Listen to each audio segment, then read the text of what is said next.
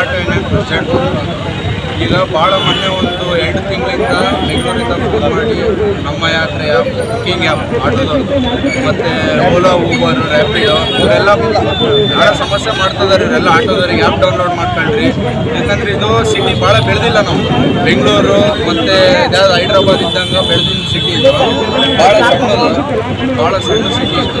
ಹಾಗಾಗಿ ಅವರೆಲ್ಲರೂ ನಾವು ಹಿಂದೆ ಹೋಗ್ರಿ ಅಂತೇಳಿ ಅಪಾಯಿಂಟ್ ಮಾಡಿದ್ರು ಅವರು, ಅಜಿತ್ ಅಂತೇಳಿ ಇಲ್ಲಿ ಬಳ್ಳಾರಿಗೆ ಸಂಬಂಧಪಟ್ಟರು ನಮ್ಮ ಯಾತ್ರೆಗೆ. ಅವ್ರಿಗೆ ನಾವು ಫೋನ್ ಮಾಡಿದ್ರು, ಅವ್ರೇನಂದ್ರು ನೀವೇನೋ ನಾವಂತೂ ಮಾಡೋದಂತೂ ಕನ್ಫರ್ಮ್ ಅದು ಇನ್ನೊಂದು 2-3 ತಿಂಗಳಾಗ ನೀವು ಹಂಗೇನೇನು ಇದ್ರೆ DC ಲೆಟ್ರ್ ಕೊಡ್ರಿ ಅಂತ ಹೇಳಲ್ಲ. ಇನ್ನೊಂದು DC ಸಾಹೇಬ್ರಿಗೆ ಲೆಟ್ರ್ ಕೊಡೋಕೆ ಹೋಗ್ತದೆ. ಎಷ್ಟು ಚಾಲಕರಿದೆ ನೀವೆಲ್ಲ? ಒಂದು 10,000. ಅದು ಯಾರಿಂದ ನಿಮ್ಗೆ ಏನು ಸಮಸ್ಯೆ ಬರುತ್ತೆ? ಸಮಸ್ಯೆ ಅಂದರೆ ಈಗ ಇಲ್ಲಿ ರಂಗಮಂದಿರಗಳು ಮಾಡಿರ್ತಾರೆ ರೈಲ್ವೆ ಸ್ಟೇಷನ್ನಾಗಿಂತ. ಈಗ ಅವ್ರು ಇಲ್ಲಿ ಅರ್ಧ ದಾರಿಗೆ ಬರೋ ಸ್ಟಾರ್ಟಿಗೆ ಇಲ್ಲಿ ನಮ್ಮ ತಲೆ ಹೆಂಗಂದ್ರೆ ಹಿಂಗೆ ಹೊರಗೆ ಆಟೋದಲ್ಲಿ ಬರ್ತಾರೆ ಇಲ್ಲಿ ಕಾಣಂತಾರೆ. ಈಗ ಅಲ್ಲಿಂದ ಬಂದು ಕ್ಯಾನ್ಸಲ್ ಮಾಡ್ಕೊಂಡು ರಾತ್ರಿ ಲಾಸ್. ಪ್ರಯಾಣಿಕರಿಗೆ ಕೂಡ ಅದು ಸಮಸ್ಯೆ ಇಲ್ಲಿ. ನಮ್ಮ ಕಡೆ ಎಲ್ಲ ತಿಳುವಳಿಕೆ ಕಡಿಮೆ ಭಾಳ ಇಲ್ಲಿ, ಯಾರು ಅಷ್ಟೇನು ಎಜುಕೇಟೆಡ್ ಇಲ್ಲ ಇಲ್ಲಿ. ಹಂಗಾಗಿ ಆ ಆ್ಯಪ್ನ ನಾವು ನಿಷೇಧ ಮಾಡ್ಬೋದು. ಆ ಆ್ಯಪ್ನ ತೊಗೊಂಬರ್ತಿರೋರು ಯಾರು? ಅದು ಬೆಂಗಳೂರಿಂದ ಅಂತೇಳಿ, ಅದೊಬ್ಬರು ಗೌರ್ಮೆಂಟ್ ಆ್ಯಪ್ ಅಂತಾರೆ, ಒಬ್ಬರು ಕಾಂಟ್ರಾಕ್ಟ್ ಬೇಸ್ ಅಂತ ಹೇಳ್ತಾರೆ. ಈಗ ಇದೇ ಸುಮಾರು ಒಂದು 3 ವರ್ಷದಿಂದ ನಾವು ಓಲಾ ಊಬರ್ನ ನಾವು ಮಾತಾಡಿ ಕಳಿಸಿದ್ವಿ. ಬಟ್ ನೀವೇನೋ ಮಾಡಿರಿ DC ಲೆಟ್ರ್ ಕೊಡ್ರಿ ಅಂತೇಳಿ ಅವ್ರು ಅಜಿತ್ ಹೇಳೋದು. ಎಲ್ಲಿಂದ ಪಾದಯಾತ್ರೆ ಮಾಡ್ತೀವಿ? ಪಾದಯಾತ್ರೆ ಏನಿಲ್ಲ, ಹಾಕೊಂಡು ನಾವು ಇದು ಕೊಡ್ತೀವಿ ಅಷ್ಟೇ, DC ಲೆಟ್ರ್.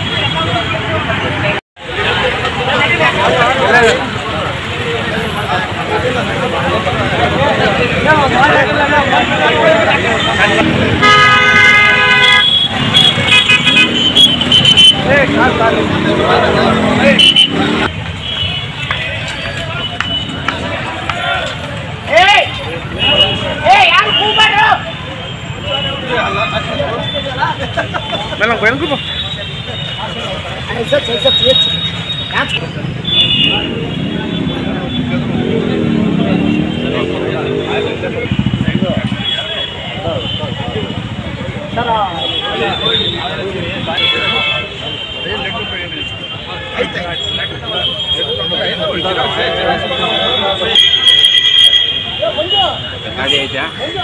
ಗಾಡಿ